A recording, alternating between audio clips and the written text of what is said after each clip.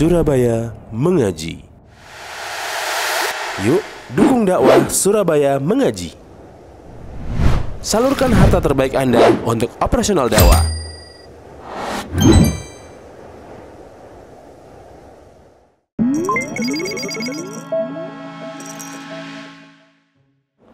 Assalamualaikum warahmatullahi wabarakatuh. Innal hamdalillah nahmaduhu wa nasta'inuhu wa nastaghfiruh wa na'udzu billahi min shururi anfusina wa min sayyiati a'malina. Man yahdihillahu fala mudilla lahu wa man yudlil fala hadiya lahu. وأشهد أن لا إله إلا الله وحده لا شريك له وأشهد أن محمدا عبده ورسوله لا نبي ولا رسول بعده. قال الله تبارك وتعالى في كتابه: يا أيها الذين آمنوا اتقوا الله حق تقاته ولا تموتن إلا وأنتم مسلمون. وقال نبي الله صلى الله عليه وسلم: فإن أصدق الحديث كتاب الله وخير الهدي هدي محمد صلى الله عليه وسلم وشر الأمور محدثاتها فإن كل محدثة بدعة وكل بدعة ضلالة وكل ضلالة في النار. Kaum muslimin wal muslimat rahimani wa rahimakumullah. Alhamdulillah, pada malam hari ini kembali lagi kita dipertemukan oleh Allah Azza wa Jalla di dalam majlis ilmu. Semoga Allah Azza wa Jalla menjadikan ilmu yang kita kaji, yang kita pelajari sebagai ilmu yang bermanfaat. Pada malam hari ini kita akan membahas bab tentang iman kepada Allah serta sabar atas takdir Allah Azza wa Jalla.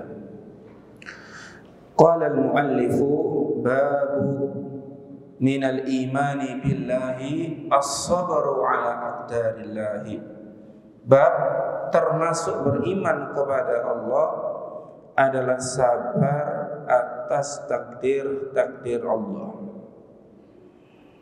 Kemudian al-muallif rahimahullahu ta'ala, beliau membawakan dalil-dalil dari ayat Al-Quran dan juga dari sabda Nabi Muhammad sallallahu alaihi wasallam.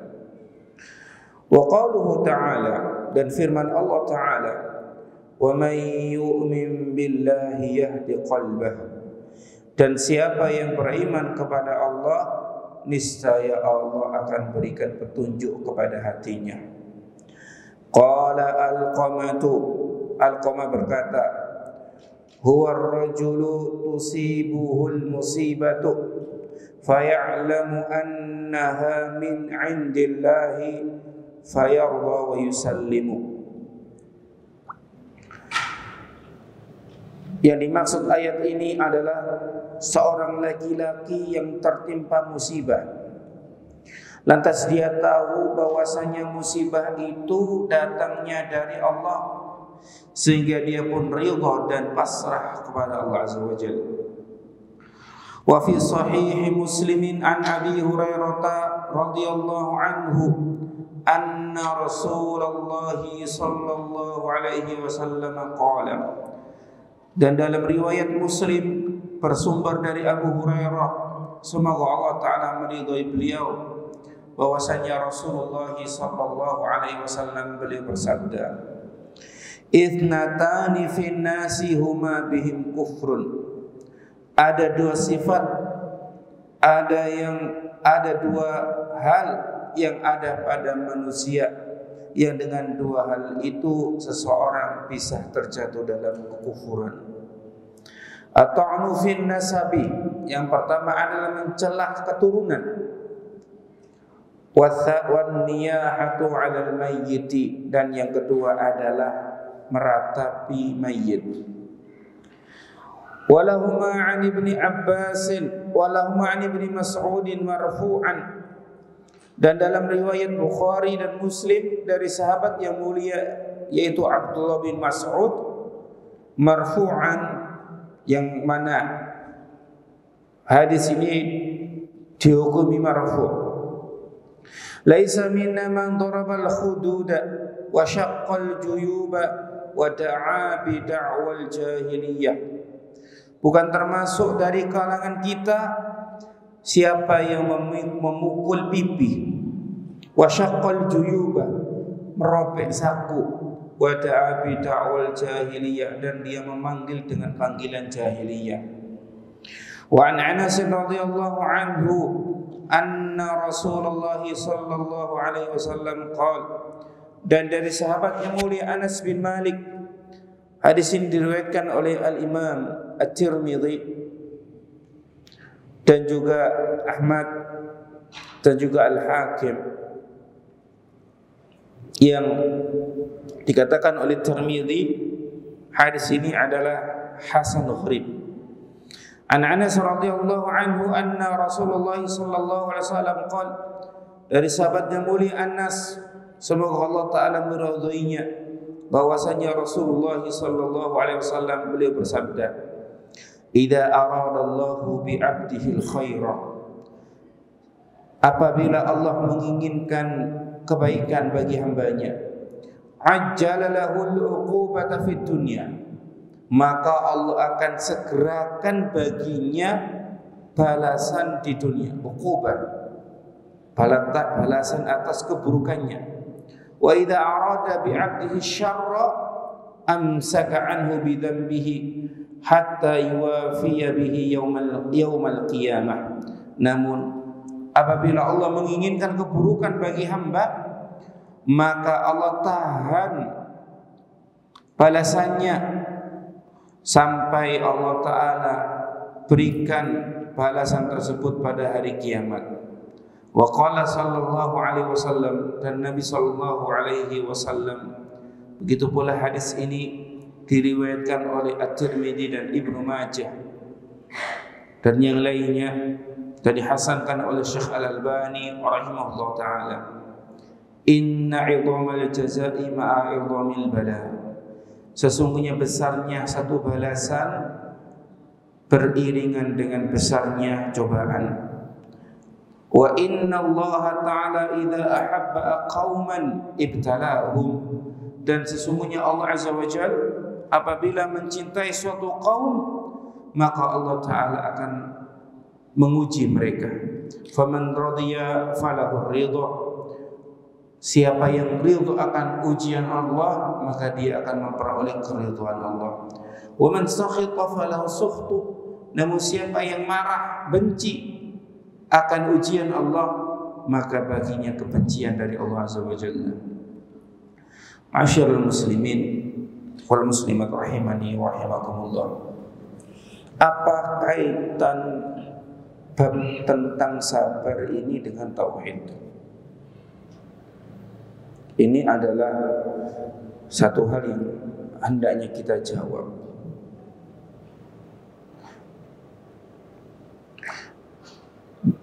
Sabar adalah salah satu perintah Allah Subhanahu wa taala.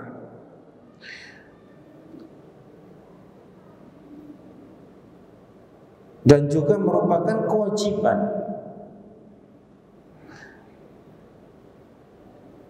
Dan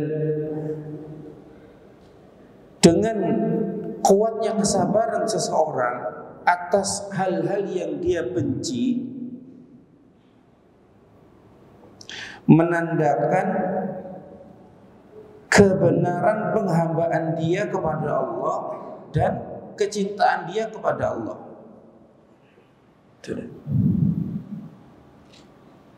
Walillahil mathalul a'la.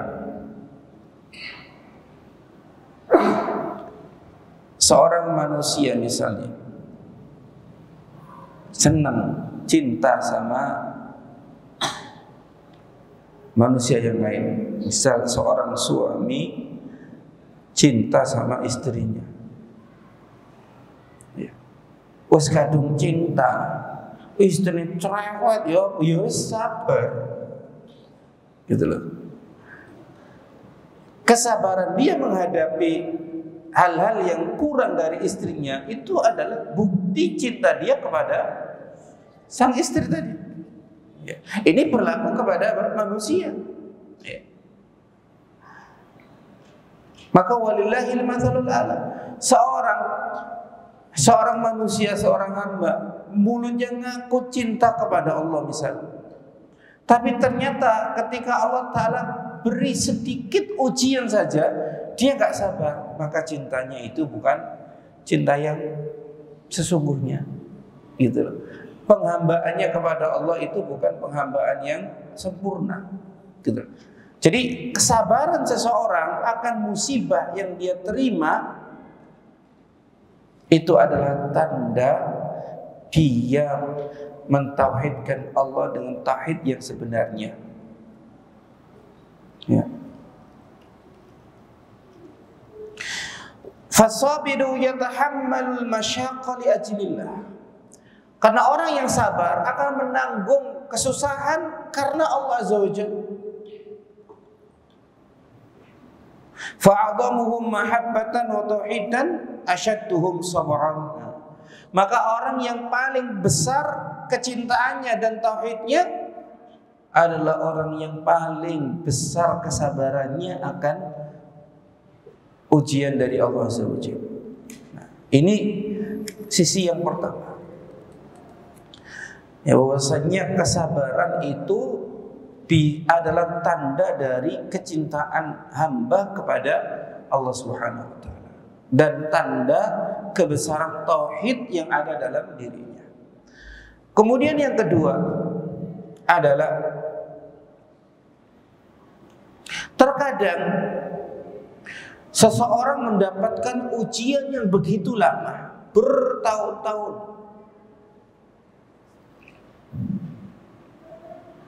sampai-sampai dia terjatuh dalam kekufuran.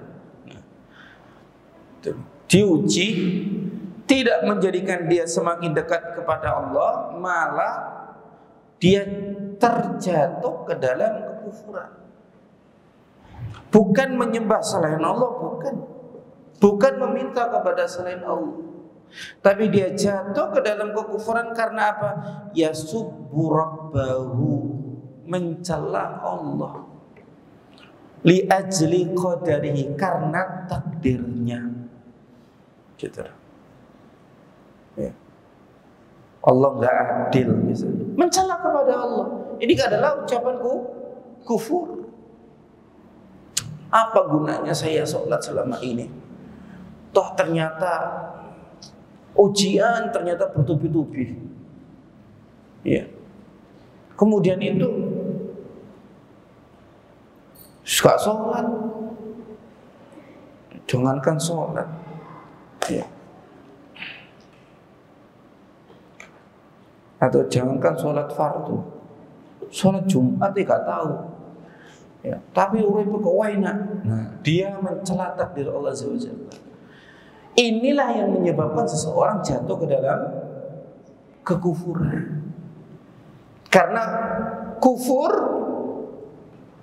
itu memang lebih sempit daripada kesyirikan. Gitu. Lebih sempit dari kesyirikan dengan syirik besar. Karena setiap syirik besar adalah kufur. Tapi tidak semua kekufuran itu termasuk syirik besar. Seorang mencela Allah, mencela takdir Allah Azza wa Jalla, mengatakan Allah tidak adil, mengatakan Allah Ta'ala kejam, dan yang lainnya, bukan bagian kesyirikan. Tidak. Tapi ini adalah bagian dari kekufuran. Nah, dari sini muallif rahimahullah ta'ala membawakan tentang bab kesabaran, karena terkadang seseorang kehilangan iman dari sisi ketidaksabaran dia akan takdir Allah Subhanahu wa ta'ala.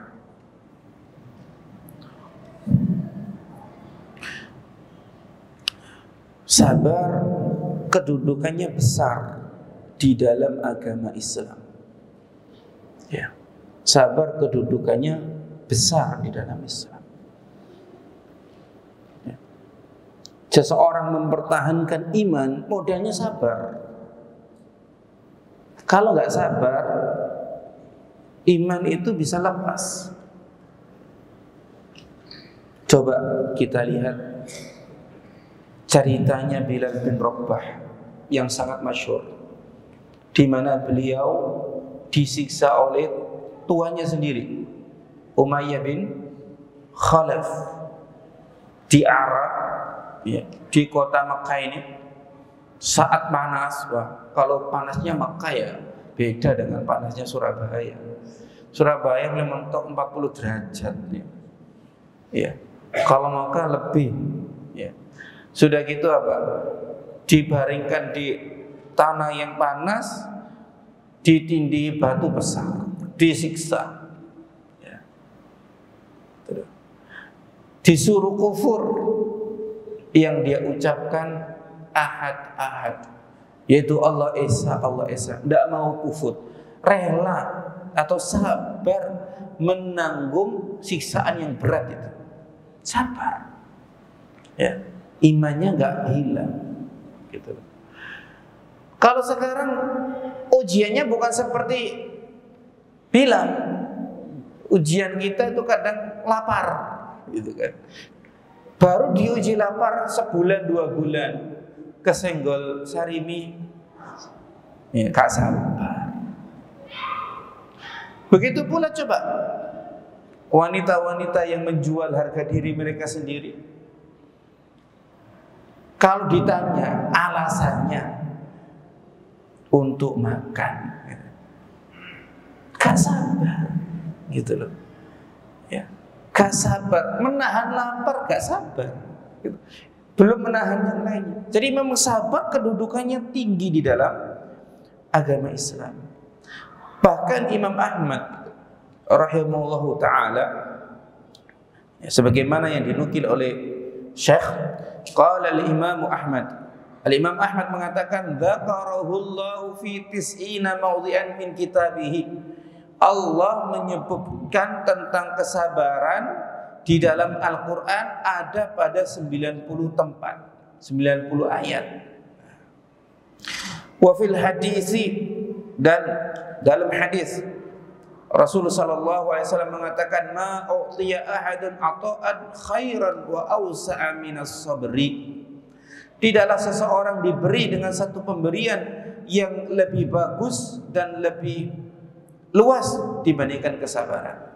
Artinya kalau ada pemberian Allah kepada hambanya yang lebih baik dari kesabaran, niscaya Allah akan berikan. Namun ternyata tidak ada. Itu. Dan sabar bisa dilatih. Sabar bisa dilatih. Sebagaimana akhlak-akhlak yang lainnya. Dikatakan oleh Syekh Muhammad bin Shalih Al-Utsaimin bahwasanya akhlak manusia itu ada 2. Ada yang bersifat tabi'i, ada yang bersifat muktasab. Akhlak yang tabi'i itu kalau bahasa Jawa es gawanan lahir. Itu loh, kalau bahasa Jawanya es gawanan lahir gitu. Ya memang seperti itu wataknya. Ya. Akhlak yang kedua itu muktasab, sesuatu yang bisa diusahakan karena dilatih. Lah kesabaran bisa dilatih. Karena Rasul sallallahu alaihi wasallam beliau bersabda, "Man yatasabbar sabbarahullah. Man yatasabbar sabbarahullah." Siapa yang yatasabbar, melatih dirinya untuk sabar, maka Allah Ta'ala akan jadikan dia orang yang sabar. Ya. Sabar, nanti akan dijelaskan, itu bukan termasuk makna sabar itu diam. Gitu loh. Ya. Karena sabar itu apa? Sabar itu adalah al-imsak, menahan diri atau habsun nafsi 'anil jaza'i, menahan jiwa dari keluh kesah, wa habsul lisani anit tasyaqqi wa tasakhut, menahan lisan dari mengeluh dan mencela, wal jawarih an latabil khududi wa syaqqil juyub, dan menahan anggota tubuh dari memukul-mukul pipi ataupun merobek-robek saku. Intinya bahwasanya sabar adalah menahan diri dari hal-hal yang mendatangkan kemurkaan Allah. Ini sabar. Selagi hal-hal tersebut tidak mendatangkan kemurkaan Allah, maka tidak merusak kesabaran. Punya motor dicuri, Mas, dengar-dengar motornya hilang. Iya Pak. Kapan? Kemarin. Lah gak lapor polisi. Sabar Pak. Nah ini bukan sabar. Ya, bukan. Ya. Betul. Mungkin kebanyakan uang mungkin. Ya. Ketika dia sedang terkena musibah, misalnya kehilangan harta benda, mobil atau motor ataupun yang lainnya, kemudian dia lapor kepada pihak yang berwenang, ini tidak merusak kesabaran dia. Gitu. Karena apa yang dia lakukan bukan hal yang dimurkai oleh Allah Subhanahu wa taala. Gitu. Ya. Jadi sabar bukan berarti dia. Ya. Seseorang tetap dikatakan bersabar ketika berucap, ketika bertindak, tetap dikatakan bersabar. Ya. Asalkan apa yang dia lakukan, apa yang dia ucapkan bukan hal-hal yang dimurkai oleh Allah Ta'ala. Seseorang ditinggal wafat, orang yang dicintai, seorang anak ditinggal wafat orang tuanya, ataupun orang tua ditinggal wafat anaknya, kemudian menangis. Apakah hilang makna kesabarannya? Jawabannya tidak. Ini bagian dari apa? Rahmah, kasih sayang. Gitu kan. Ya, meskipun ada orang yang enggak sampai menangis, ya. Ridha, ini tingkatannya lebih tinggi. Ya. Tapi kalau sampai mencela-cela diri, ya, mengatakan Allah Ta'ala itu enggak adil, atau mengeluh, sopo menising keimangan aku, Pak sampai tinggal. Nah, kadang seorang wanita demikian, takut gak bisa makan gara-gara ditinggal wafat suaminya. Inilah yang dikatakan dia tidak sabar. Kenapa? Ucapan yang keluar dari lisannya termasuk perkara yang dibenci oleh Allah Ta'ala. Kemudian para ulama mengatakan, menjelaskan sabar itu ada 3. Pertama adalah sabar ketika mentaati Allah. Ya. Taat butuh sabar. Istiqomah sholat di masjid butuh kesabaran. Istiqomah sedekah butuh kesabaran. Pokoknya semua ketaatan butuh kesabaran. Kenapa? Karena jiwanya, nafsunya tidak mendorong dia untuk ketaat. Ya. Sabar yang kedua, mencegah atau sabar dari bermaksiat. Ini butuh kesabaran. Nah, jiwa manusia mendorong diri untuk bermaksiat. Innan nafsa la'ammaratun bisu. Sesungguhnya jiwa itu benar-benar memerintah kepada keburukan, nafsu. Rasulullah SAW bersabda, hujjibatil jannatu bil makarih wa hujjibatil annaru bisyahwat. Surga itu diliputi dengan hal-hal yang dibenci, ya. Tapi neraka diliputi hal-hal yang disukai oleh jiwa. Dengar adzan, ya, dengar adzan nih. Sholat sama tidur enak mana? Enak tidur, ya, gitu loh. Ya. Kenapa? Jiwanya. Ya. Nonton final Piala Dunia jam 2 malam, sama bangun malam. Sama-sama bangun nih, gitu. Tapi kenapa nih nonton Piala Dunia itu kok bisa ya? Karena didorong oleh nafsu. Sudah didorong oleh nafsu, dikompori syaitan. Makanya nafsu itu berat, musuh yang berat. Seseorang harus bermunajat, memohon kepada Allah agar dimudahkan. Makanya di antara bentuk tadabbur, ya, kalau kita baca nih, membandingkan antara surat An-Nas sama surat Al-Falaq, ya, kita akan dapati bahwasanya ketika di surat An-Nas kita ini berlindung kepada Allah 3 kali. 3 kali. Pertama, qul a'udzu birabbin nas. Kedua, malikin nas. Ketiga, ilahin nas. Dari apa? Min syarril waswasil khannas alladzi yuwaswisu fi sudurin nas minal jinnati wan nas. Dari waswas.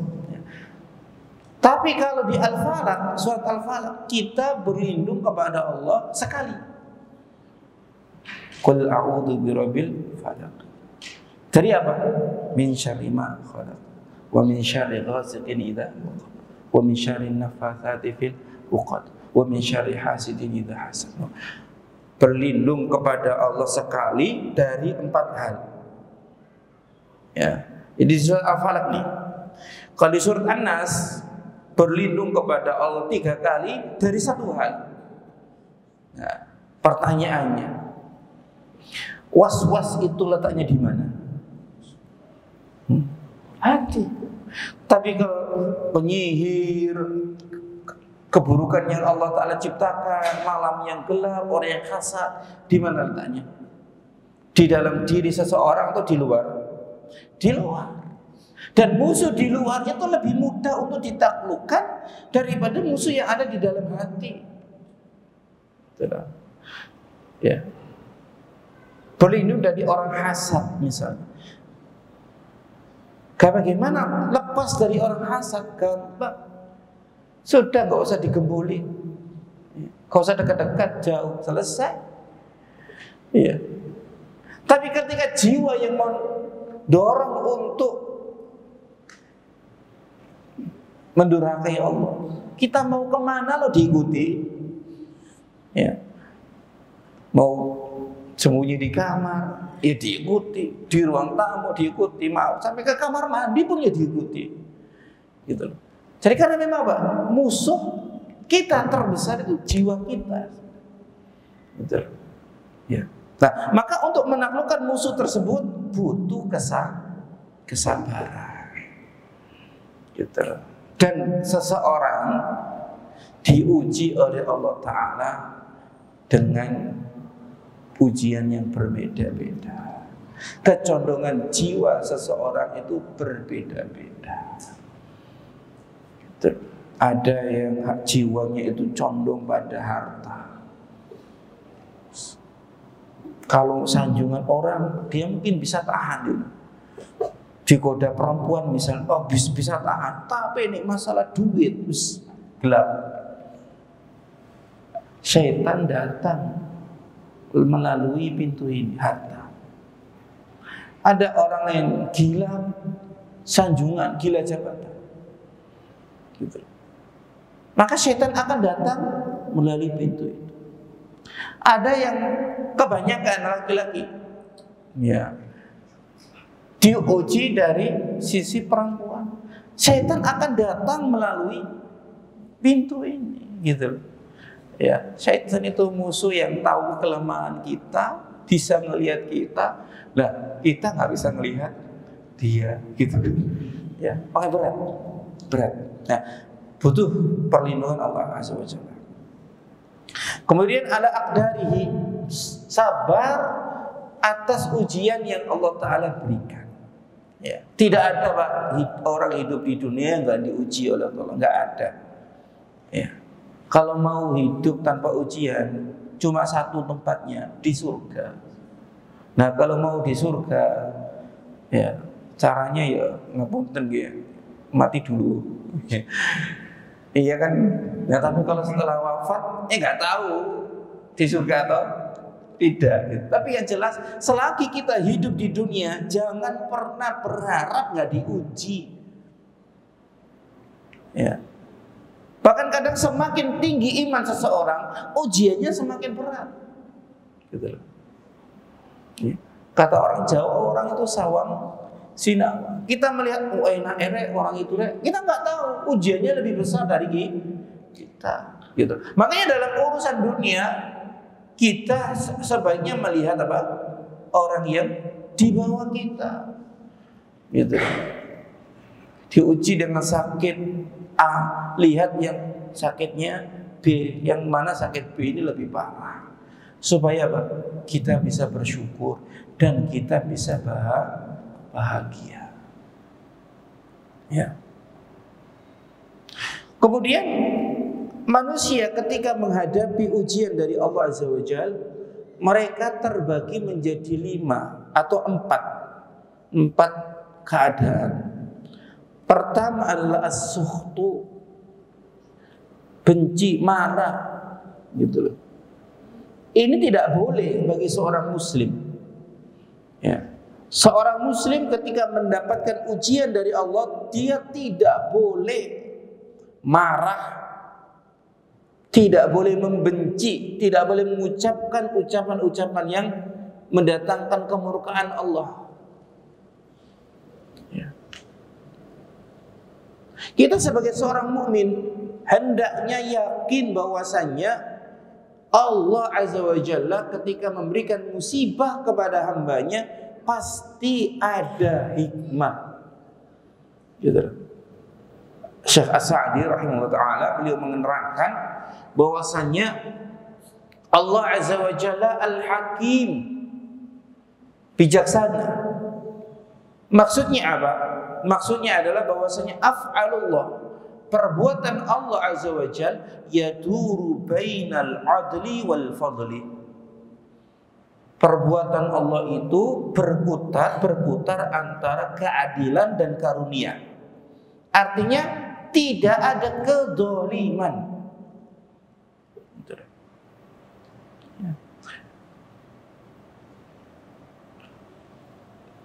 Di dalam surat Asy-Syarah Allah menerangkan bahwasanya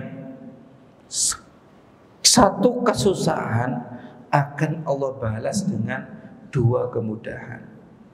Satu musibah, kesengsaraan akan Allah balas dengan berbagai macam kebahagiaan. Allah berfirman, fa inna ma'al usri yusra. Inna ma'al usri yusra. Ini kalau kita paham bahasa Arab nih, ya, akan benar-benar merasa tenang ketika menghadapi ujian Allah Ta'ala. Pertama nih, ketika Allah Azza wa Jalla menyebutkan kesusahan, al-usr, Allah sebutkan dengan alif lam. Ya, fa inna ma'al usri yusra. Inna ma'al usri yusra. Jadi ketika al-usr artinya kesusahan, Allah sebutkan dengan alif lam. Kedua-duanya. Ya. Namun ketika menyebutkan yusra, ya, kemudahan, al-usr tadi kesulitan, yusra kemudahan, yusra tidak disebutkan dengan alif lam. Dan kedua kata tersebut sama-sama disebutkan dua kali. Apa maknanya? Maknanya adalah al-usr yang pertama adalah al-usr yang kedua. Kesusahan yang pertama adalah kesusahan yang kedua. Kesusahan yang kedua adalah kesusahan yang pertama. Sehingga cuma ada satu kesusahan. Yusra tidak disebutkan dengan al. Sehingga yusra pertama bukan yusra yang kedua. Yusra kedua bukan yusra yang pertama. Jadi kalau difahami, satu kesusahan dibalas dengan 2 kemudahan. Kemudian yang kedua, Allah menyebutkan 2 kali. Fa inna ma'al usri yusra. Inna ma'al usri yusra. Disebutkan 2 kali. Ini di dalam bahasa Arab. Ya. Kalau belajar balaghah itu bentuk fasl. Ya, al-fasl. Yang mana di antara makna fasl itu adalah taukid, penekanan. Gitu loh. Taukid yang artinya penekanan. Ya. Jadi kalau kita terjemahkan secara lengkap, ya, sesungguhnya bersama satu kesulitan ada 2 kemudahan, dan benar-benar atau sungguh-sungguh satu kesulitan disertai 2 kemudahan. Gitu loh. Ya, ini harus kita yakini. Jadi kita sebagai orang yang beriman harus beda dengan orang yang tidak beriman. Seorang beriman kehidupannya bukan di dunia, di akhirat. Gitu. Seorang beriman meyakini kehidupan yang sesungguhnya adalah akhirat, bukan dunia. Gitu loh. Maka hidupnya tidak untuk mengejar dunia. Ketika dia mencari dunia pun dia gunakan dunia itu untuk jalan menuju kebahagiaan akhirat. Gitu. Bukan berarti nggak boleh kaya, boleh kaya. Siapa yang bilang? Gitu. Ya, boleh kaya, boleh mencari dunia, boleh, tapi dunia dicari untuk mendekatkan diri kepada Allah Subhanahu Wa Taala. Ini orang beriman. Ya, kehidupan sesungguhnya dia di akhirat, dan dunia ini tidak ada kaitan dengan akhirat. Artinya, apa yang dicari di dunia kalau tidak dimanfaatkan di jalan akhirat, maka tidak akan dibawa sampai akhirat. Gitu dah. Ya. Jadi saya pernah baca itu cerita. Ada seseorang itu infak, ya. Senang infak. Sampai orang-orang itu tanya, heran, Pak, saya lihat Pak jenengan itu kayak gak butuh dunia, karena infak terus, kan? Dijawab, loh, kata siapa, Mas? Justru saya ini sangat cinta dunia, Mas. Saking cintanya saya dengan dunia yang saya miliki, pengen saya bawa di akhirat. Nah, cara bawa dunia di akhirat itu apa? Ya infak, gitu loh. Ya. Jadi kalau cinta dunia jangan sekedar di dunia. Cinta dunia sampai mau dibawa di akhirat dengan cara dimanfaatkan di jalan Allah, pembangunan masjid, ya, membantu fakir miskin dan yang lain. Nah, itulah yang menjadi harta kita. Ya, artinya apa? Orang mukmin, orang yang tidak beriman kepada Allah, mereka tidak memiliki konsep akhirat, gak tahu setelah wafat, setelah mati itu apa tujuan mereka, bagaimana keadaan mereka. Mereka gak tahu, bahkan mereka ini gak tahu tujuan hidup, gitu, gak tahu. Ya, panjenengan semerap itu ya, Albert Einstein, tahu? Ya, Albert Einstein, Albert Einstein, ya, yang menemukan teori relativitas itu, ya, E sama dengan M kali C kuadrat itu, ya. Itu pernah semasa dia hidup itu ditanya, kalau seandainya kamu diberi kesempatan bertanya kepada Tuhan, apa pertanyaan yang kamu ajukan? Dia jawab, saya akan bertanya tentang bagaimana dia menciptakan alam ini. Ya, tapi tidak berapa lama dari jawaban ini dia ralat. Oh tidak. Saya akan bertanya kepadanya, kenapa saya diciptakan di alam ini? Supaya tahu jalur hidupnya. Dia tidak menemukan jawaban di ilmu pengetahuan yang dia kaji, tidak menemukan jawaban di agama yang dia anut. Dan kita sebagai orang muslim sudah dikasih tahu oleh Allah Ta'ala bahwa kita di dunia ini hidup untuk menyembah Allah. Wa ma khalaqtul jinna wal insa illa liya'budun. Dan tidaklah aku ciptakan jin dan manusia kecuali mereka beribadah kepadaku. Sederhana Pak, tapi kalau kita pegang benar, hidup kita terarah, hidup kita akan bahagia.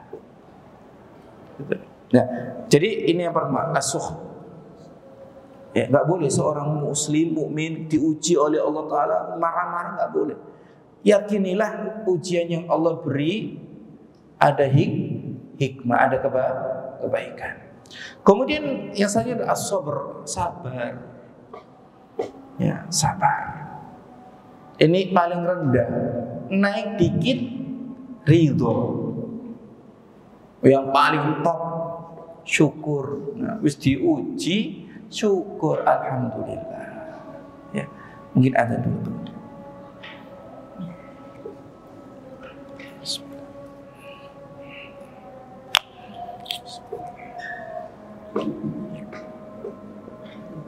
Pertanyaan.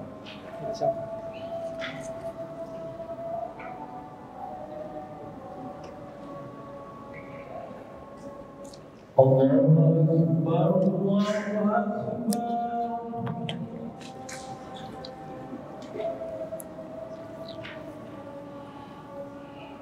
Akbar.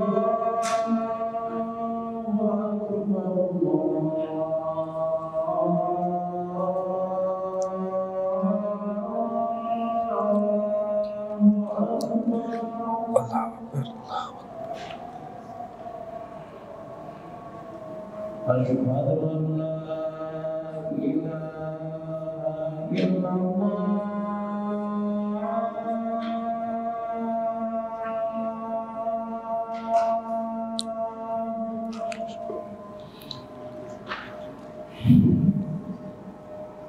Asyhadu an la ilaha illallah.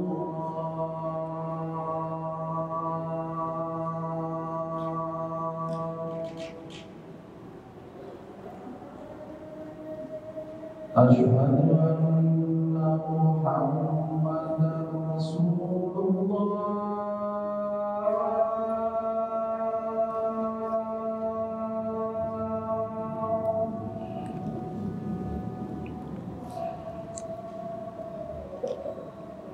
Asyhadu anna Muhammadar Rasulullah.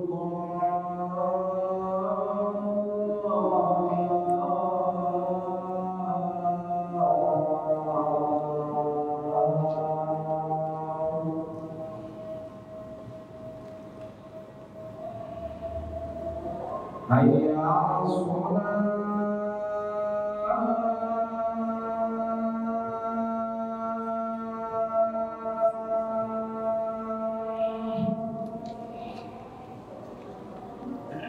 Hayya 'alas shalah.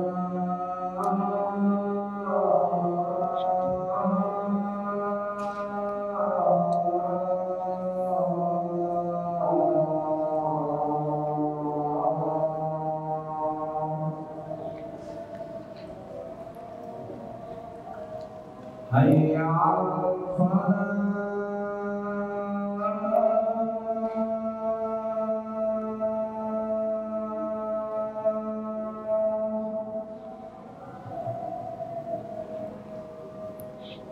Hayya 'alal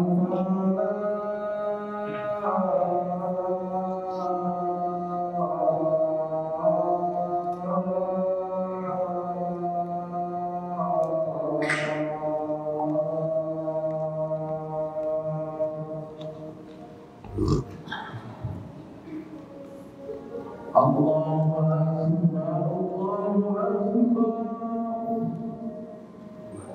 La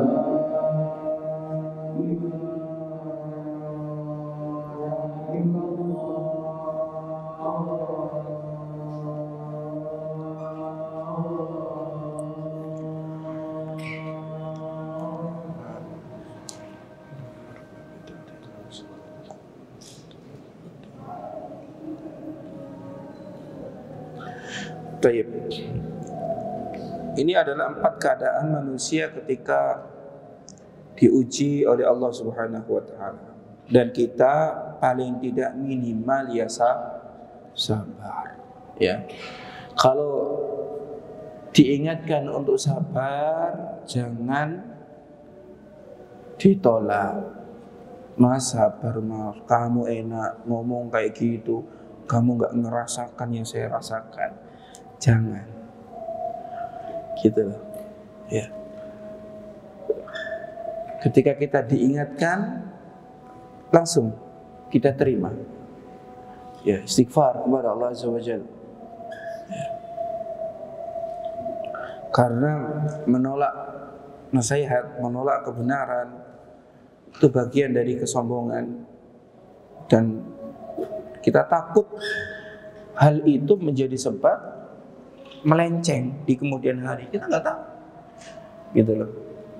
Ya, ketika kita diingatkan kebenaran, diingatkan Al-Quran, diingatkan hadis, ya, dibacakan Al-Quran, dibacakan hadis, kemudian kita tolak misalnya, karena mungkin yang mengingatkan orang yang tidak kita sukai, cara mengingatkan itu tidak kita sukai, gitu kan? Ya, ini tidak benar, gitu loh. Ya. Ketika ada nasihat, urusan kita itu dengan isi nasihat itu. Adapun orang yang memberi nasihat, misalnya dia tidak bagus dalam menyampaikan nasihat, itu urusan dia dengan Allah Subhanahu wa taala. Gitu. Makanya kan kalau kita baca penjelasan para ulama, di antara nasihat di dalam berdakwah itu adalah menggunakan uslub yang lembut, yang bagus. Gitu. Menggunakan uslub yang bagus ditujukan kepada siapa yang memberi nasihat. Adapun yang dinasihati, ya ketika tahu itu kebenaran harus diterima. Ketika itu ayat Al-Quran, ya diterima. Ketika itu hadis Nabi, ya diterima. Itulah. Jangan sampai ditolak. Jadi ketika ada orang mengingatkan kita tentang kesabaran, terima. Jangan dibalas, jangan dibantah. Kamu enak ngomong kayak gitu, coba kamu jadi saya. Lak sama, ya. Itu ucapan yang tidak tepat. Kemudian Syekh rahimahullah ta'ala menyebutkan hadis Nabi SAW yang menerangkan bahwasannya ada 2 hal yang termasuk kekufuran, dan yang dimaksud kufur di sini adalah kufur asghar. Sebagaimana yang dijelaskan oleh Syekh Abdul Aziz Ibn Abdullah bin Baz, bukan sampai derajat kufur akbar yang menyebabkan seorang keluar dari Islam. Ya. Apa saja? Yaitu at-ta'nu fil nasabi, at-ta'nu fil nasabi, mencela nasab, gitu. Itu tidak boleh. Kamu anaknya siapa? Kamu itu keturunan siapa? Oh, keturunan rakyat jelata, macam-macam aja, tidak boleh. Inna akramakum indallahi atqakum. Sesungguhnya yang paling mulia di sisi Allah adalah orang yang bertakwa, yang paling bertakwa. Gitu loh. Dan kemuliaan itu didapat dengan ketakwaan, didapat dengan ilmu agama. Gitu loh. Seseorang yang mengerti agama Allah harus memuliakan orang yang berilmu. Ya. Ada seorang tabi'in yang bernama Atha bin Abi Rabah. Atha bin Abi Rabah ini mantan budak nih, mantan budak. Ya. Hitam Habasyah. Tapi belum jadi ulama, muridnya Abdul bin Abbas. Suatu hari Sulaiman ibnu Abdul Malik, salah satu raja khalifah Umayyah atau khalifah Bani Umayyah, salah satu khalifah Bani Umayyah, ini haji. Ya, dan Atha tinggal di Mekah. Beliau khalifah pengen tanya beberapa hukum tentang haji. Maka mengutus utusan untuk menemui Atha bin Abi Rabah supaya dia menghadap ke raja. Ya. Kata Atha, al-ilmu yu'ta wa la ya'ti. Ilmu itu yang harus didatangi, bukan yang mendatangi. Wadas. Akhirnya Sulaiman ini apa? Datang. Ketika datang di majelisnya Atha, banyak orang sudah. Gitu loh. Maka Atha bilang, tunggu. Ya, tunggu di sana. Ya. Atau tidak memperkenankan beliau untuk apa? Maju ke depan. Enggak, antri. Gitu kan? Selesai menjawab pertanyaan umat, Atha berdiri dari majelisnya, keluar dari masjid. Sulaiman sang raja itu mau tanya perkara agama, diikuti. Jadi ngikuti Atha dari belakang. Ya. Sulaiman bertanya, Atha menjawab tanpa menoleh, dijawab sambil jalan ini kan. Sampai semua pertanyaannya dijawab, sudah Atha berjalan, Sulaiman berhenti. Dia berjalan mengiringi Atha ditemani anaknya. Kemudian dia mengatakan kepada anaknya, wahai anakku, tuntutlah ilmu. Demi Allah, tidaklah yang menjadikan kita hina di hadapan budak ini kecuali karena ilmu. Ya, tahu hak orang yang berilmu. Seorang raja tahu, ya, kedudukan orang yang membawa Al-Quran, membawa sabda Rasulullah SAW. Ya, jadi tidak boleh menyela nasab. Kemudian memukul-mukul apa? Pipi, robek-robek baju itu pun dilarang. Ya. Kemudian selanjutnya, apa yang menjadikan seseorang bisa ridho dengan takdir Allah sebenarnya? Yang pertama adalah dia tahu bahwasanya itu takdir Allah, dan takdir Allah tidak ada yang buruk itu. Kemudian yang kedua adalah dia sabar serta berserah diri atas ketentuan Allah Subhanahu wa taala. Dan yang ketiga adalah tahu bahwasanya kesabaran atau musibah yang turun jika dihadapi dengan sabar akan menghapus dosa-dosa. Ya. Dan juga sadar bahwasanya orang akan mendapatkan musibah manakala dia dicintai oleh Allah Subhanahu wa taala. Gitu. Ya. Ini ada pertanyaan. Pertanyaan pertama, tolong berikan nasihat kepada kami yang merasa banyak ditimpa musibah. Ya, nasihatnya adalah tadi. Ya, cara supaya sabar. Yakin bahwasanya itu adalah takdir Allah, dan takdir Allah Ta'ala tidak ada yang buruk. Gitu loh. Kalau kita diuji dengan berbagai macam ujian, ya, maka yakinlah hanya kitalah yang mampu untuk menghadapi ujian tersebut. Karena kalau tidak mampu, kita tidak akan mungkin diuji dengan ujian tersebut. Gitu. Allah tidak akan pernah menguji di luar batas kemampuan. Itu yakin. Ya.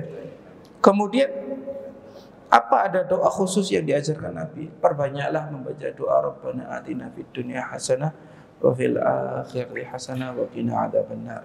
Ya, supaya Allah Ta'ala memberikan kebahagiaan atau kehidupan yang bagus buat kita di dunia maupun di akhirat. Ya.